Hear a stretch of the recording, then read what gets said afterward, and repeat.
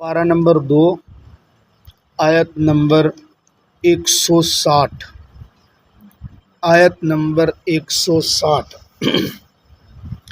اعوذ باللہ من الشیطان الرجیم بسم اللہ الرحمن الرحیم ان الذین کفروا وماتوا وهم کفار اولئک علیہم لعنۃ اللہ والملائکۃ والناس اجمعین خالدین فیہا لا یخفف عنہم العذاب ولا هم ینظرون وإلہکم الہ واحد لا الہ الا هو الرحمن الرحیم ان الذین کفروا بے شک وہ لوگ جنہوں نے کفر کیا، وماتوا اور وہ مر گئے، وہم کفار اس حال میں کہ وہ کافر تھے، اولئک علیہم یہی وہ لوگ ہیں کہ ان کے اوپر لعنت اللہ اللہ کی لعنت ہے،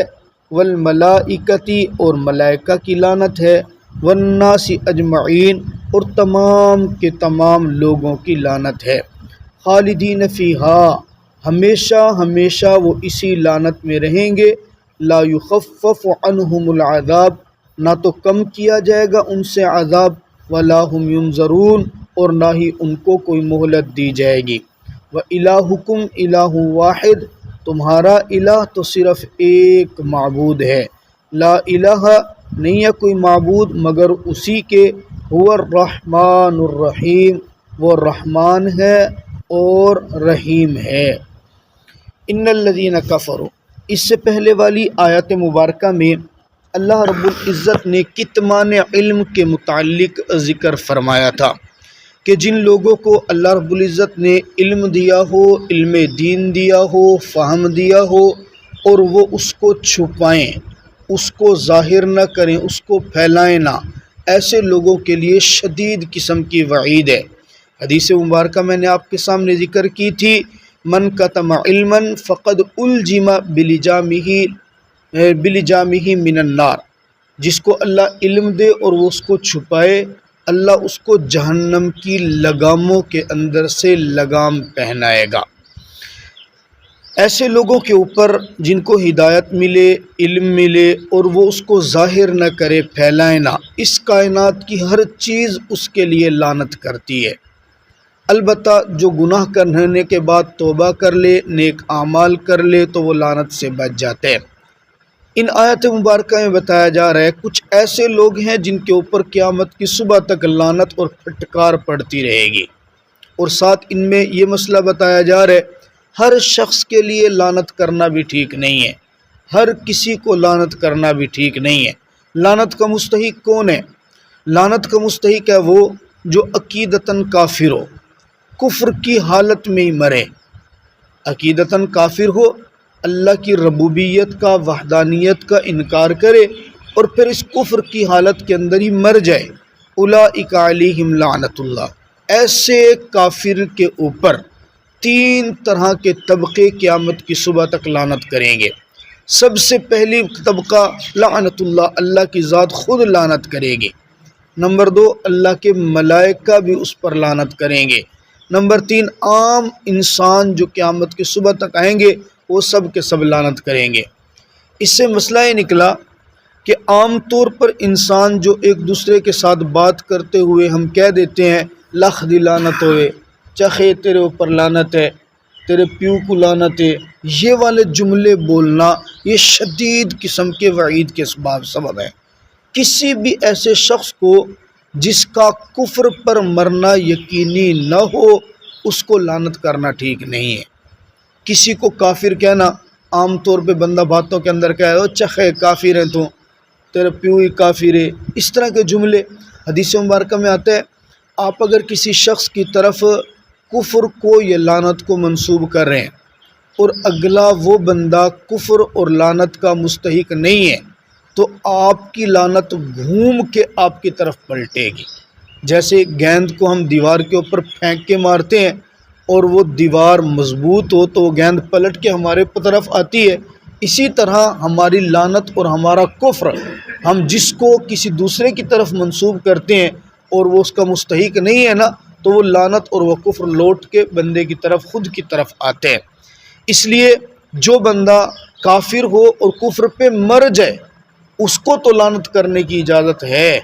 اور جس کا کفر پہ مرنا یقینی نہیں ہے، چاہے وہ دنیا میں عقیدتاً کیسے ہی ہے، اس کو نام لے کے لعنت کرنا جائز نہیں ہے۔ ہاں، افعال پہ لعنت کی جا سکتی ہے۔ مثال کے طور پہ یوں کہا جا سکتا ہے چور جو ہے نا وہ اس کے اوپر اللہ کی لعنت ہو، زناکار کے اوپر اللہ کی لعنت ہے۔ اب کسی فرد واحد کو متعین کرنا کہ تیرے اوپر لعنت ہے وہ ٹھیک نہیں ہے، چور جو بھی ہے اس پہ لعنت ہے مبہم انداز میں، ڈاکہ ڈالنے والا اس کے اوپر لعنت ہے، چغل خور کے اوپر لعنت ہے۔ یہ اس طرح کے الفاظ مبہم انداز میں وہ جو بھی اس فعل کا مرتکب ہوگا اس کے اوپر لعنت ہو سکتی ہے۔ خالدین فیہا لا یخفف عنہم العذاب ولا هم ینظرون، کفر اور کفر پر مرنا یہ ایسا برا عمل ہے، اس کے اوپر جو عذاب ہوگا، جو لعنت ہوگی، یہ کبھی بھی کم نہیں ہوگی۔ اس سے پتہ چل رہا ہے بندہ ایمان والا ہو، اللہ کے ساتھ اس کے تعلقات اور عقیدہ مضبوط ہو، عمل میں کمزوری ہو، عمل میں کمزوری ہے، بیچارہ نماز نہیں پڑھ سکتا، جھوٹ بولنے کی عادت پڑ گئی ہے، یا کمزور ہونے کے ناطے کوئی اور برا کام کر لیتا ہے، یہ برا کام اس کی سزا بھگت کے بالآخر یہ جہنم سے نکل آئے گا۔ ایک وقت ہوگا، اس وقت کے بعد تک اس کو اپنے گناہ کی، اپنے عمل کی سزا ضرور ملے گی، لیکن اس کے بعد یہ جہنم سے نکل آئے گا، میرا رب اس کو گناہوں کی میل سے پاک صاف کر کے بالآخر ایک وقت اس کو جنت کے اندر داخل فرما دیں گے۔ لیکن جو کفر ہے، کفر کے بعد کوئی بندہ بھی جہنم سے نہیں نکلے گا۔ پورے قرآن پاک کے اندر بد عمل آدمی کے لیے آپ کو خالدینہ کے الفاظ نہیں ملیں گے، البتہ کفر کے لیے یہی ہوگا کہ جب وہ جہنم میں چلا گیا خالدین فیہا ابدا، وہ اس کے اندر ہمیشہ ہمیشہ رہے گا۔ لا یخفف عنہم العذاب، کافر سے نہ تو عذاب کم ہوگا اور نہ ہی کافر کو کسی قسم کی کوئی مہلت دی جائے گی۔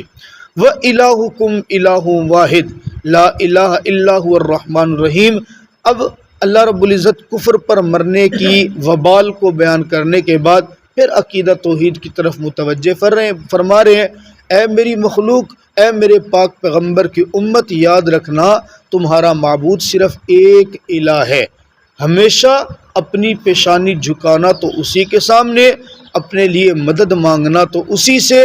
عبادت کرنا تو اسی ذات کی، لا الہ الا هو الرحمن الرحیم، کیونکہ وہی رحمان ہے اور وہی رحیم ہے، وہ بادشاہ ہے،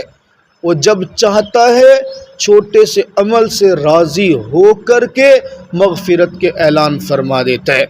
اور جب پکڑنے پہ آتا ہے تو پھر جناب والا بڑے بڑے اعمال والوں سے بھی ایسی سخت باز پرس کرتا ہے کہ پھر اس کے پکڑ سے کوئی بچ نہیں سکتا۔ اللہ تعالی ہم سب کے ساتھ اپنے رحم و کرم والا معاملہ فرمائے، اللہ ہمارے بد اعمالیوں سے درگزر فرماتے ہوئے ہماری کسی ادا سے راضی ہو کے ہمارے لیے بھی مغفرت کا اعلان فرمائے۔